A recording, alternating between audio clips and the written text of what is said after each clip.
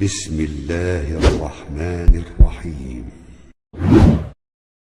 Assalamualaikum warahmatullahi wabarakatuh. Kurang lebih 20 tahun ini orang tua saya berpisah. Mereka masing-masing sibuk dengan keluarganya sendiri-sendiri. Karena hal tersebut, saya dan kedua adik saya harus hidup membiayai kehidupan kami sehari-hari dan membiayai sekolah kami sendiri sejak mereka berpisah. Alhamdulillah, ada sedikit bantuan keuangan dari mereka.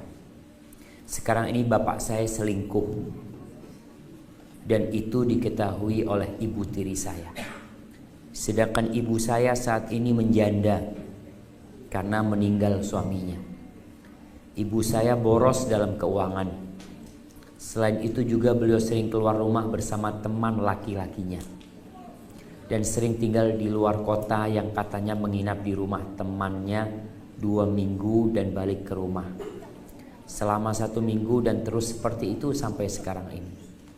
Alhamdulillah, Allah memberi rezeki lebih kepada saya dengan saya bekerja di Dubai, dan Allah memberi saya istri dan 1 anak yang sabar menanti kepulangan saya untuk tinggal bersama di Indonesia. Pertanyaan, melihat kondisi bapak dan ibu saya saat ini, selain mendoakan hidayah agar orang tua saya dapatkan, apa sikap yang tepat yang harus saya ambil kepada mereka berdua agar saya dan adik-adik selalu berbakti kepada mereka? Jazakallahu khairan. Masya Allah jemaah, problematika rumah tangga ini beragam dan tak ada habisnya. Berkaitan dengan orang tua kita, perintah yang paling agung setelah mentauhidkan Allah Azza wa Jal adalah berbakti kepada kedua orang tua. Allah mengatakan anishkurli waliwalidaik, agar kamu bersyukur kepadaku, kata Allah, dan bersyukur kepada kedua orang tua. Apapun yang dilakukan orang tua kita, kita tetap wajib berbakti. Hanya saja kebaktiannya berbeda. Bagaimana berbakti kepada orang tua yang melakukan kemaksiatan? Seperti disebutkan, orang tua berzina, ibu pergi dengan teman laki-lakinya entah kemana. Rasulullah SAW mengatakan, unsur akhaka zaliman au madluman. Bantulah, tolonglah saudaramu dalam kondisi dia dizolimi atau dia melakukan kezoliman. Para sahabat bertanya, ya Rasulullah, kalau orang dizolimin kita tolong, itu tahu caranya. Bagaimana menolong orang yang melakukan kezoliman? Tamna'uhu min zulmihi. Engkau halangin dia dari kezoliman yang dia lakukan. Ini tugas anak sekarang. Bukan hanya berbagi uang kepada orang tua, bukan hanya mengirim harta kepada orang tua, tapi juga berusaha untuk duduk bersama orang tua. Kadangkala sebagian berkata orang tua sudah tahu tentang hukum, Ustaz. Mereka tahu yang mereka lakukan haram, tapi mereka terus berbuat itu. Kita melihat orang-orang yang berzina, tahu nggak kalau hukum zina haram? Tahu. Orang yang minum khamr, tahu. Maka tugas anak sekarang ketika berbincang sama orang tua adalah berbincang tentang Allah Azza wa Jalla. Bukan bicara tentang hukum yang mereka kerjakan. Maka duduklah sama orang tua.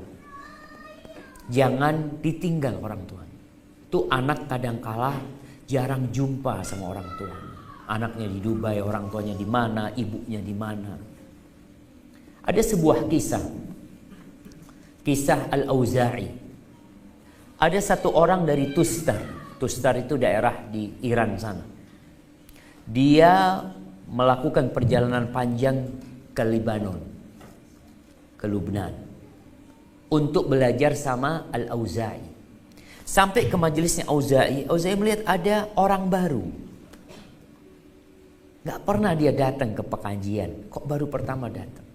Ditanyalah sama Auza'i, kamu dari mana? Kata dia. Saya dari Tustar, kata dia.